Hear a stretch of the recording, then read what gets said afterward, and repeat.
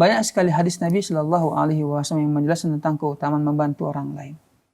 Di antara Nabi Shallallahu Alaihi Wasallam menyebutkan, "Man nafasa an mu'min kurbatan min kurabid dunya, nafasallahu anhu kurbatan min kurabil akhirah." Siapa yang dia melepaskan kesusahan seorang mukmin di dunia ini, ya, maka kelak pada hari kiamat Allah Subhanahu wa taala akan lepaskan bagi dia, ya, beban ataupun kesulitan di akhirat kelak. Dan juga Nabi Shallallahu Alaihi Wasallam menyebutkan, "Wallahu fi aunil abdi maka abdu fi auni akhihi."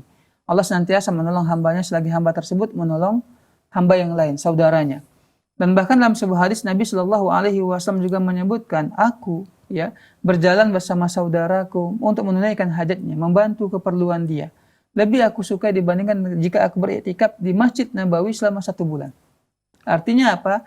Pahala kita membantu orang lain yang dalam kesusahan, dalam kebutuhan, dan kita bantu mereka, itu lebih utama dibandingkan dengan ibadah kita yang untuk kepentingan kita pribadi.